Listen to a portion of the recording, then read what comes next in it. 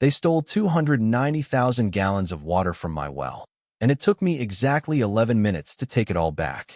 Not 11 minutes of shouting, not 11 minutes of threatening, not 11 minutes of knocking on doors and waving papers in anyone's face.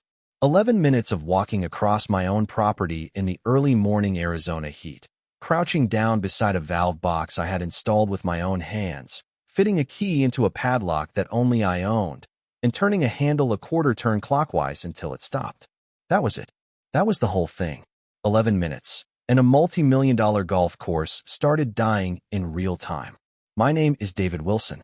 I am 62 years old.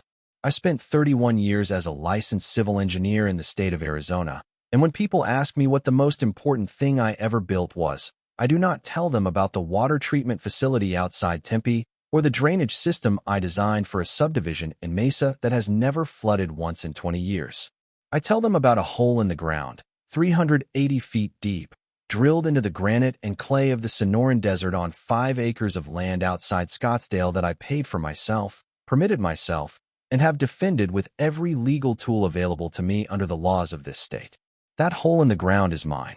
The water that comes out of it is mine.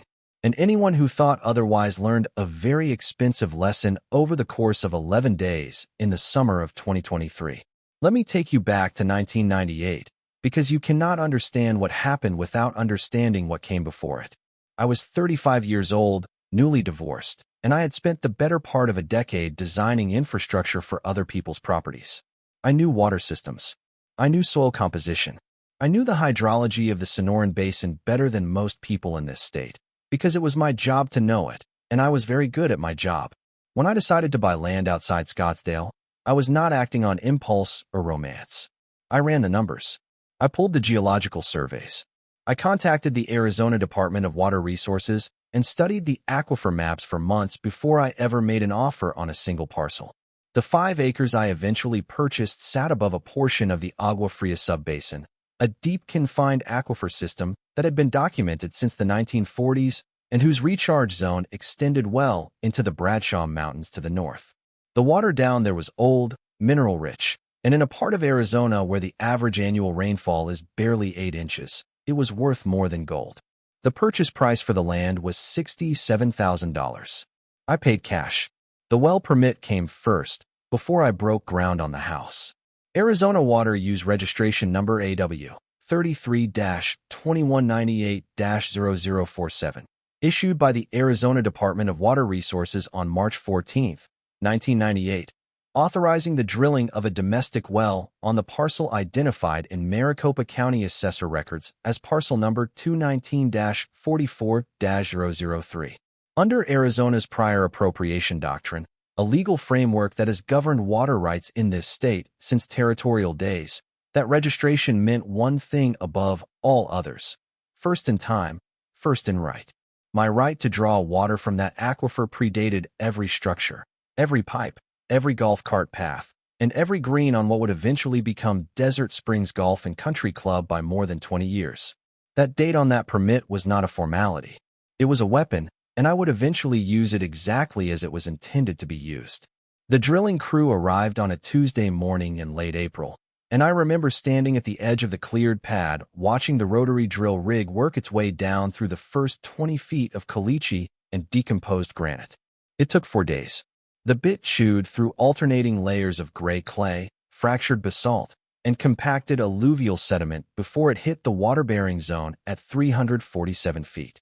They drilled another 33 feet into the aquifer to ensure adequate submergence for the pump, then cased the borehole with 6-inch steel casing grouted to surface. When the development pump test ran, the well produced 14 gallons per minute at a sustained drawdown of 38 feet. For a domestic well, that was exceptional. For a 5-acre property in the Sonoran Desert, it was a lifeline. I installed a Franklin Electric 2-horsepower submersible pump rated at 12 gallons per minute at 400 feet of total dynamic head. The pump was wired to a Pentec IntelliDrive variable frequency drive, housed in a weatherproof steel enclosure I mounted to a 4x4 post 6 feet from the wellhead. The VFD gave me precise control over pump speed and, critically, kept detailed runtime logs that I could pull via a USB connection at any time.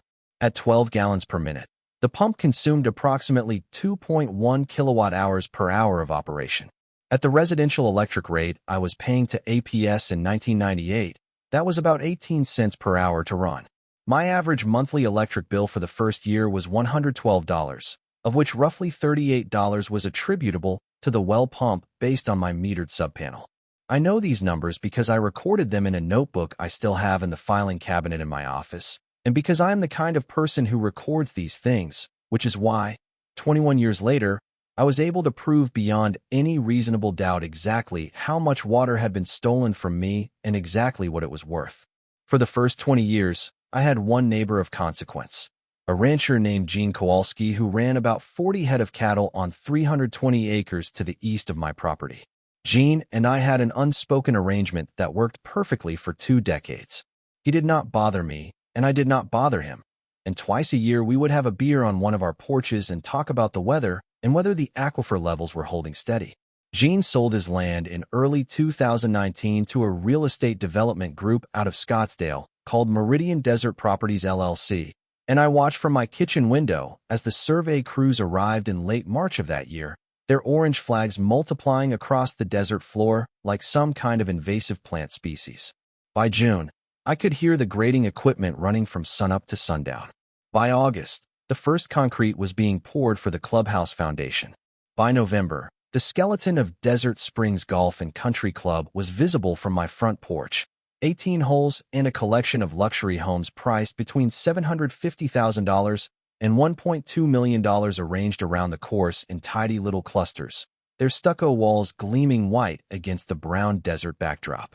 I introduced myself to the construction site manager that fall, a polite enough man named Terry who gave me a brochure and said they expected to open the following spring. I told him I hoped we would be good neighbors. And I meant it. I have nothing against golf courses in principle. I have nothing against luxury development in principle. I have something against theft, and I have something against the particular brand of arrogance that believes a project with enough money behind it can simply absorb whatever resources it needs from whoever happens to be standing nearby. I did not know yet that this was exactly the brand of arrogance I was dealing with. I would learn. Desert Springs opened on April 12, 2020, with a ribbon-cutting ceremony attended by the Scottsdale mayor and covered in the business section of the Arizona Republic. The property manager was a man named Paul Anderson, who I later learned had a background in hospitality management and had previously managed a resort in Sedona before being brought on to run Desert Springs. Anderson was the kind of man who wore pressed khakis to a desert property at 8 in the morning and whose handshake was firm enough to communicate confidence, but not so firm as to communicate aggression. I met him once at his office, in the spring of 2020, about 2 weeks after opening, to introduce myself and exchange contact information. He seemed pleasant. He gave me a guest card for the course. I thanked him, put it in my glove compartment, and drove home. I never used it. Over the following months, the only evidence of Desert Springs in my daily life was the distant sound of golf carts and the occasional bark of a dog from one of the new homes to the east. My electric bill remained steady. My pump logs showed normal, predictable usage. The aquifer was fine. Everything was fine. Then came August of 2020, and my APS bill for that month was $865. I remember opening the paper statement at my kitchen table with a cup of coffee and reading the number twice, then a third time, the way you reread something when your brain refuses to accept it on first pass. My previous bill had been $124. The one before that, $118. I was not running any new equipment. I had not installed an air conditioning unit or a pool heater or any other significant electrical load. The only variable in my system was the well pump, and I had not changed anything about my water usage. A less methodical person might have called APS, complained about a billing error, and moved on. I pulled up the VFD log on my laptop instead. The runtime hours for July were 387% above the baseline average I had established over the previous 22 years. The pump had been running nearly 4 times as hard as it should have been, drawing water continuously during hours when I was asleep, when I was at the grocery store, when I was watching the evening news. Something was consuming water out of my system at a rate that had nothing to do with my household demand, and it had been doing so for at least 30 days before I noticed. I ordered a Badger Meter M170 turbine flow meter online that same afternoon, paid $340 for 2 days shipping, and spent the following Saturday morning installing it on the main discharge line at the wellhead. The M170 logs cumulative flow in gallons and instantaneous flow rate in gallons per minute, and it connects to a data logger that I can pull remotely via my home network. Within 48 hours of installation, the pattern was unmistakable. Between the hours of 2 a.m. and 5:30 a.m. every single night, my system was delivering between 8 and 11 gallons per minute to somewhere. Not to my house. My house was dead quiet at 3 in the morning. The water was going somewhere else, somewhere downstream of my wellhead and upstream of my interior supply line, which meant it was being extracted from my system at some point in the buried piping between the wellhead and my crawl space. On a Tuesday morning in late September, I put on my boots and my Carhartt work shirt, and I walked every inch of that underground route with a probe rod and a shovel. It took me 2.5 hours. I found it 87 feet from the wellhead, at a point where my 1.5-inch Schedule 40 PVC supply line passed within 6 feet of the Desert Springs property boundary. Someone had excavated a pit roughly 3 feet deep and 4 feet wide, exposed my pipe, drilled a 2.125-inch hole through the sidewall, and installed a Schedule 80 saddle clamp with a 2-inch outlet. From that outlet, a 2-inch PVC line ran east, under the fence, and into the ground on the Desert Springs side of the boundary. The work was clean. The saddle clamp was properly torqued. The pipe joint on the Desert Springs side was primed and solvent welded with OD heavy-duty PVC cement, the purple primer clearly visible on the fittings. This was not an accident. This was not a mistake. This was a deliberate, professional, unpermitted connection to my private water system, installed by someone who knew exactly what they were doing and exactly what they were taking. I stood in that excavated pit for a long moment, looking at the splice. The temperature was 101 degrees Fahrenheit, and there was no wind. Somewhere in the middle distance, I could hear a golf cart motor. I took out my phone and I took photographs. 41 photographs, from 6 different angles, each one automatically tagged with GPS coordinates and a timestamp by the iPhone's camera system. I noted the brand of the saddle clamp, a Romac Industries 202N, rated for continuous service up to 200 psi. I measured the outlet diameter with my calipers, 2.000 inches exactly. I photographed the primer and cement at the joint. I photographed the pipe disappearing under the fence line. Then I climbed out of the pit, filled it back in carefully so that nothing about the surface showed any sign of disturbance, and walked back to my house to make a phone call. I did not call Paul Anderson. I called Sarah Chun. Sarah Chun ran a one-woman practice out of a second-floor office on Scottsdale Road, and she had spent 15 years doing nothing but water law in the state of Arizona. Her business card said, simply, water rights litigation, and her waiting room contained no magazines, only a framed copy of the Arizona Water Code on one wall, and, on the opposite wall, a photograph of Hoover Dam. She was 51 years old, had clerked for a federal judge on the Ninth Circuit, and had a reputation in Arizona water law circles as someone who did not lose. I sat across from her desk 2 days after I found the splice, and I laid out everything I had. The VFD runtime logs, the flow meter data, the 41 photographs, the GPS coordinates, and a hand-drawn schematic of the pipe routing that I had drafted myself the previous evening. She looked at the materials for about 12 minutes without saying anything. Then she looked at me and said, "They committed theft of a utility under Arizona Revised Statutes 13 to 1805, which is a Class 6 felony. They also violated 45 to 454 Argentine pesos, which prohibits interference with another party's water rights. And they almost certainly violated Maricopa County's plumbing code by installing an unpermitted connection to a private water system. You have permit priority under the prior appropriation doctrine by more than 20 years. You own them." She paused.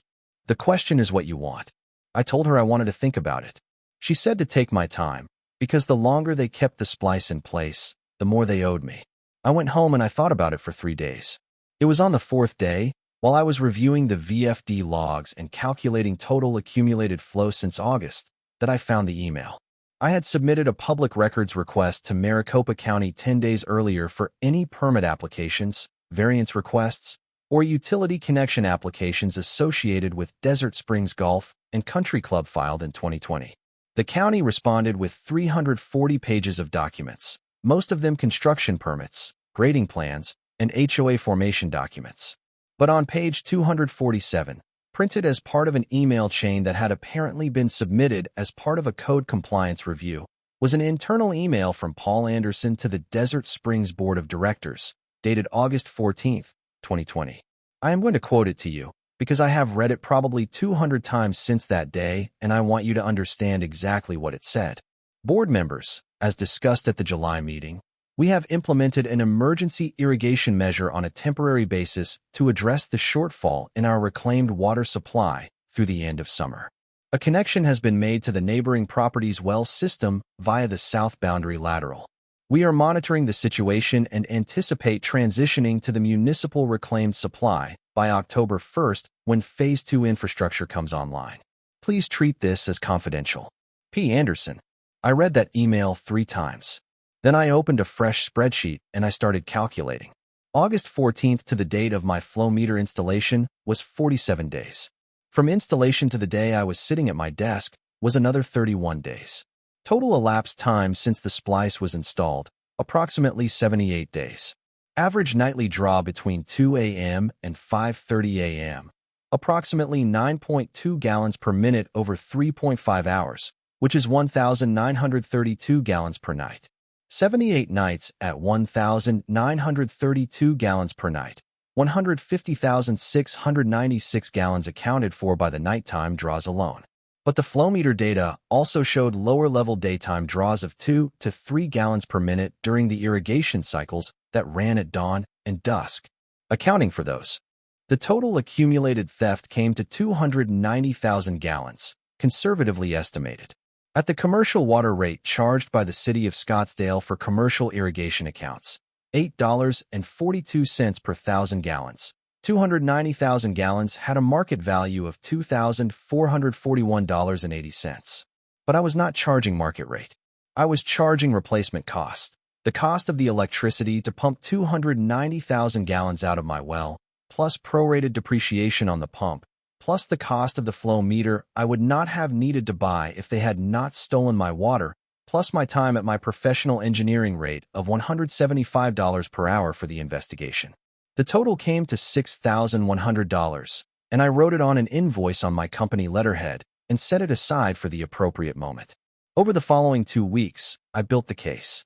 I hired Jeremy Hartley, a licensed professional engineer with Arizona license number PE 33471 and 15 years of experience in utility systems, to conduct an independent inspection of the splice. Jeremy arrived on a Saturday morning with his own probe rods and camera equipment, located the connection, documented it independently, and produced a signed engineering report confirming that the splice was installed without permits, without the knowledge or consent of the property owner, and in a manner consistent with deliberate, professional installation rather than accidental or incidental connection. His report included a calculation of the static pressure differential that the splice had imposed on my pump system and an estimate of accelerated wear that the increased runtime had caused to the pump motor's bearing assembly, which he valued at approximately $1,800 in reduced service life. I had Jeremy's report notarized and filed a copy with Sarah Chun. I drove to the Maricopa County Recorder's office on Jefferson Street in Phoenix and pulled the full chain of title for the Desert Springs parcel, working back through Deed Book 847 and tracing the ownership history to confirm that the 1998 survey plat clearly showed the boundary line running within 6 feet of the splice location.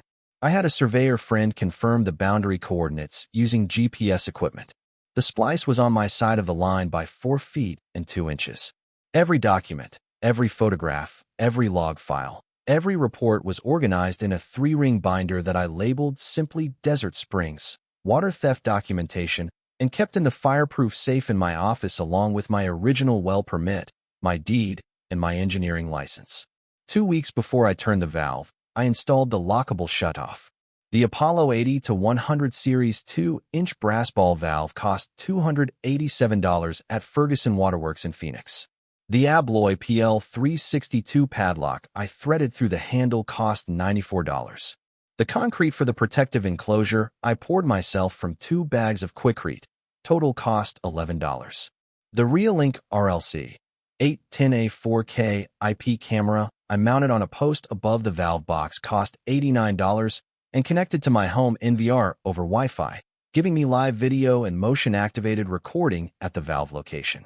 The steel sign I had fabricated at a sign shop on McDowell Road read, in 1.5-inch black letters on a white aluminum panel, "Private water system. Authorized access only. Unauthorized interference prohibited. Arizona Revised Statutes 13 to 1502 and 45 to 454. I mounted it to the post below the camera. Total investment in the shutdown infrastructure, $1,481. I stood back and looked at it in the late afternoon light. The desert cooling from 107 degrees down to a merely uncomfortable 93.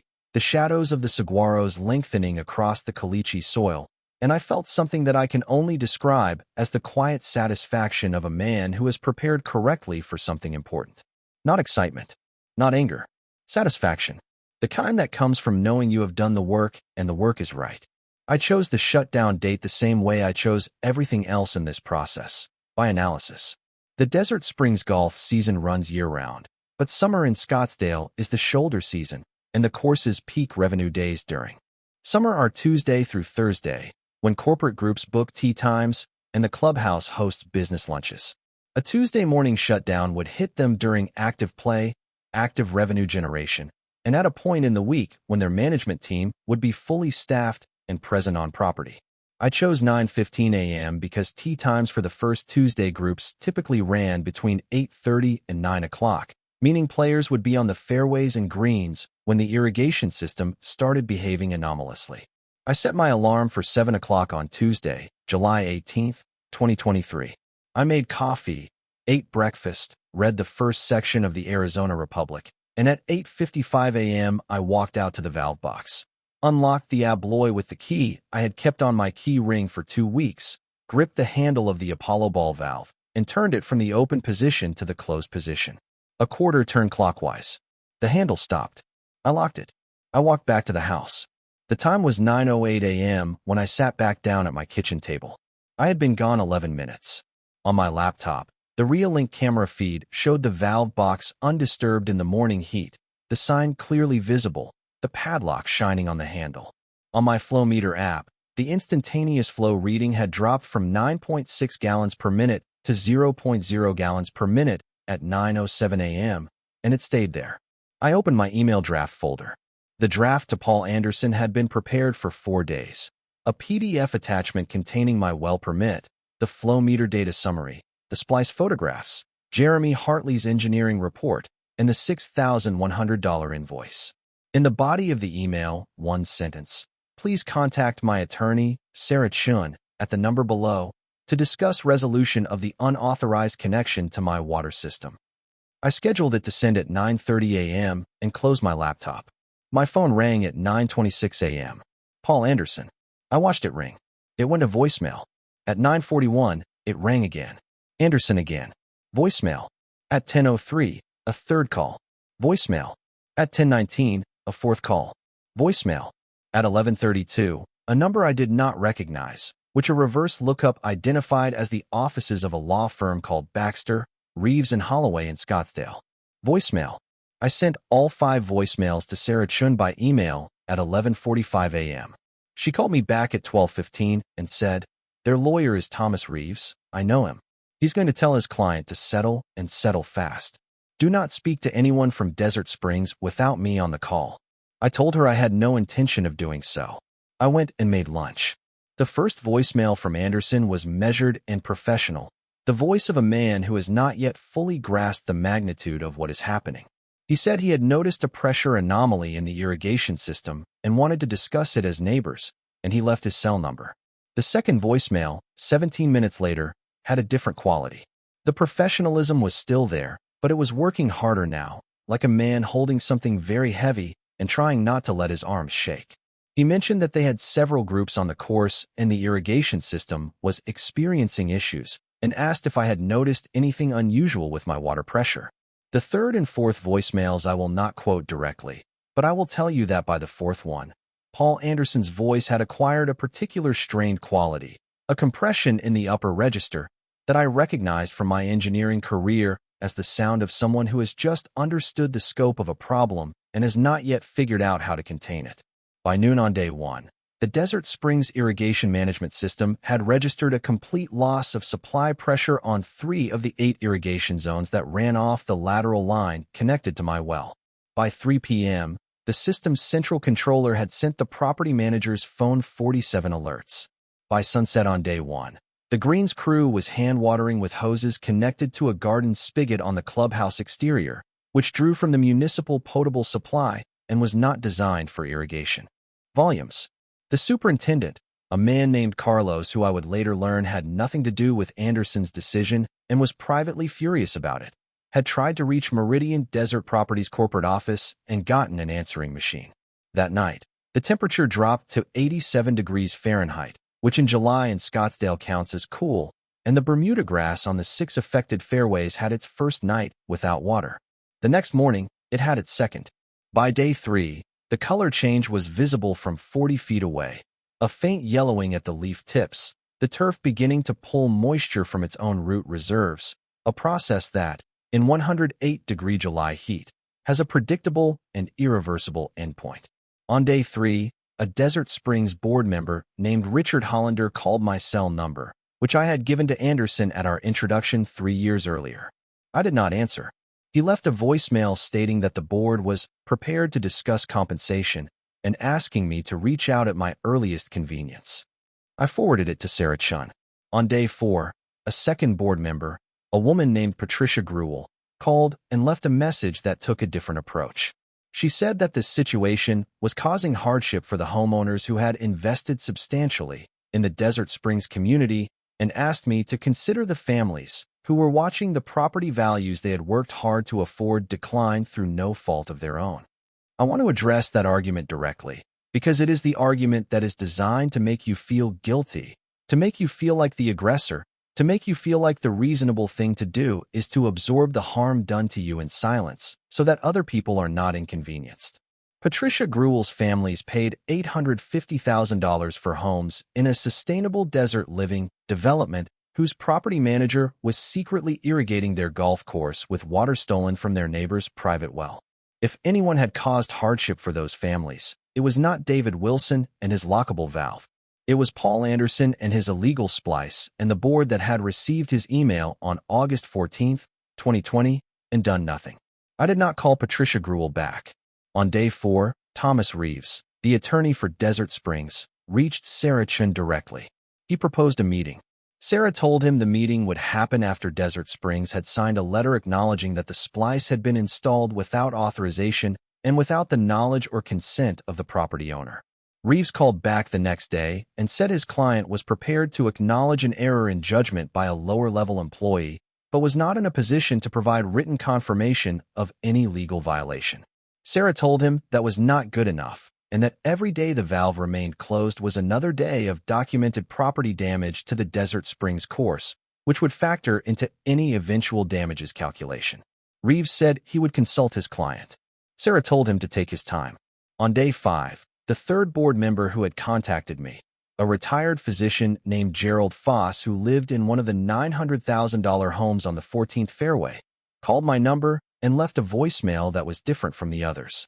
He said he had been shown the splice photographs and the flow meter data by Sarah Chun's office, and he wanted me to know that he personally had not been aware of the specifics of the irrigation arrangement, and that he was deeply uncomfortable with how the situation had been handled. He said he wanted to find a resolution that was fair to me. I appreciated Dr. Foss's candor. I did not call him back either, but I noted the call in my log because it was useful intelligence. There was fracturing on the Desert Springs board, and at least one member understood that the splice photographs were not going to go away. On day 7, a drone photograph taken by a local real estate photographer doing aerial work for a separate listing in the area captured an image of 6 Desert Springs fairways in various stages of brown, contrasting sharply with the still green holes that drew from the municipal connection. The photograph circulated on a local Scottsdale real estate Facebook group and was picked up by the Scottsdale Independent. Their reporter called the Desert Springs media line and got no comment. The reporter then called Maricopa County Code Enforcement, who confirmed that no permit had ever been issued for a water connection between Desert Springs Golf and Country Club and any adjacent private well. The story ran online on the morning of day 9 under the headline, Desert Springs Golf Club accused of illegally tapping private well. County confirms no permit issued. The article included the drone photograph. Within 24 hours, it had been shared 4,200 times on Facebook, had been picked up by the Phoenix Business Journal, and had been the subject of a segment on a local AM radio program, whose host characterized the situation as, quote, everything wrong with these luxury developer types who think the rules are for other people. That same day, 2 corporate clients canceled event contracts with Desert Springs totaling an estimated $180,000 in future revenue. A third client placed its contract on hold pending review of current management practices. I know all of this because Sarah Chun was monitoring the coverage and because, on day 9, I received an unexpected phone call from a woman named Sandra Medina, who owned a home on the 8th fairway and had paid $820,000 for it 14 months earlier. Sandra had read the Scottsdale Independent article and had done additional research and had found the public records email from Paul Anderson to the board dated August 14, 2020. She was calling not to threaten me and not to ask me to turn the water back on. She was calling to ask for my attorney's contact information because she and 7 other homeowners were exploring whether they had a claim against the Desert Springs HOA for failing to disclose a material liability at the time of their home purchase. I gave her Sarah Chen's number. That evening, I sat on my front porch in the diminishing heat and looked east at what was visible of the Desert Springs course from my property. 6 of the 8 fairways that drew from my system were now the color of dried straw. The greens on those holes had held better because they were being hand-watered, but the surrounds and fairways were gone. The professional turf management term for what I was looking at is dormancy induced by moisture stress, but the accurate plain language term is dead.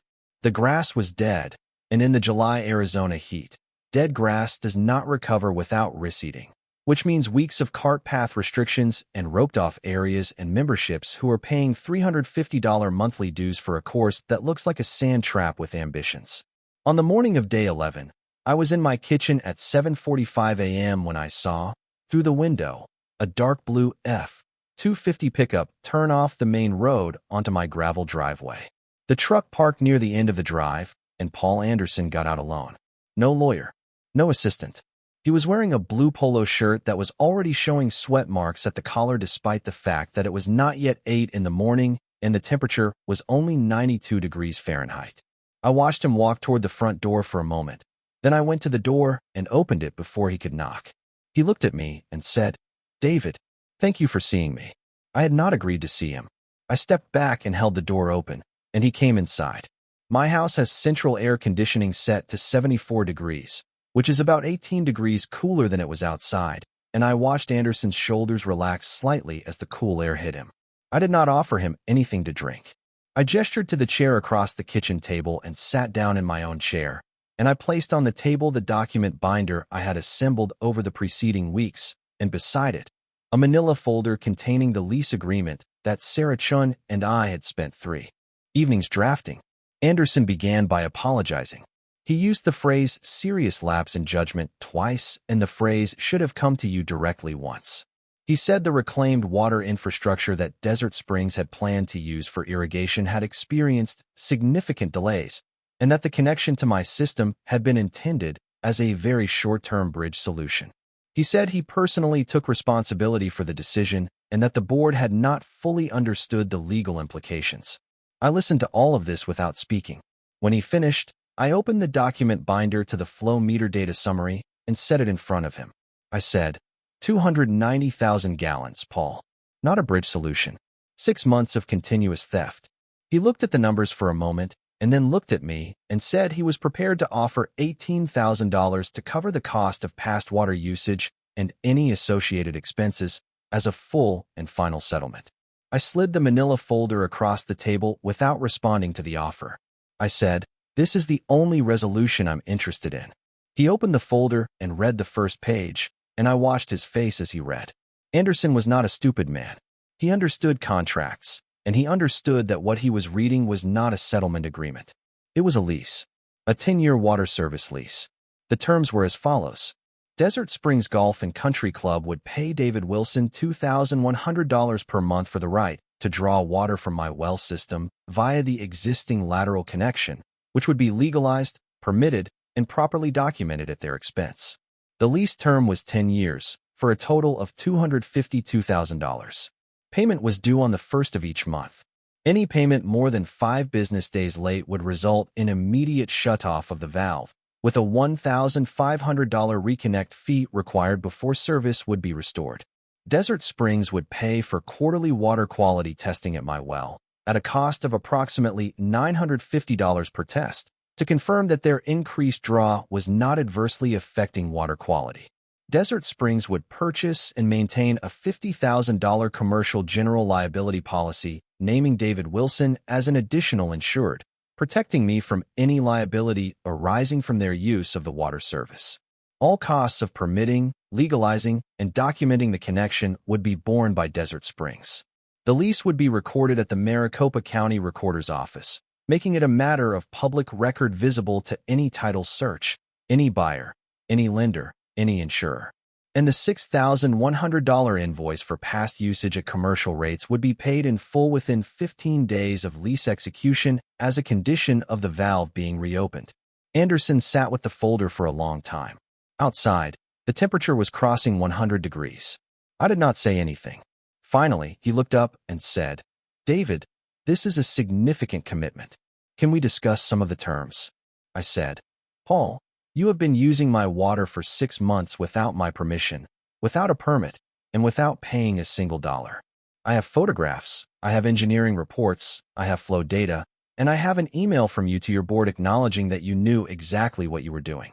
My attorney has already prepared the filing documents for a civil suit under 45 to 454 Argentine pesos and a referral to the county attorney's office for criminal review under 13 to 1805 Argentine pesos. The terms in that folder are not a starting point for negotiation. They are the alternative to litigation." Anderson looked at the binder again. He looked at the folder. He looked at his hands on my kitchen table. Then he said, "Do you have a pen?" We signed at 9:47 a.m. I walked him to his truck and watched him drive back down the gravel driveway. And then I went inside and called Sarah Chun. She said, "How'd it go?" I said, "They signed." She said, "All of it?" I said, "All of it." There was a pause, and then she said, "Good. I'll start the recording process today." The next morning, I walked out to the valve box, unlocked the abloy with my key, and turned the Apollo valve from closed back to open. The Desert Springs irrigation system pressurized within 40 seconds. I locked the valve box, walked back to my house, and made breakfast. 12 days later, the $6,100 invoice cleared my bank account. 3 days after that, the first monthly lease payment of $2,100 arrived by ACH transfer, precisely on time. That was 22 months ago. In the time since, Desert Springs Golf and Country Club has never once been late. The automatic transfers arrive on the 1st of every month with the same mechanical reliability as the sunrise, because Paul Anderson and whatever lawyers and board members he consults now understand something very clearly. I have a key, I have a camera, and I have a contract recorded at the county, and if that money is not in my account by the 5th of the month, the fairways will start dying again, and there is not a single thing they can do about it that is faster than a quarter turn of a valve. The grass eventually came back on the affected fairways after 4 weeks of restricted play and roughly $67,000 in reseeding costs that Desert Springs bore entirely. The property values in the community dipped 12% according to the Zillow data for the surrounding zip code over the following quarter, though they recovered partially by spring. Anderson left the property manager position 14 months ago.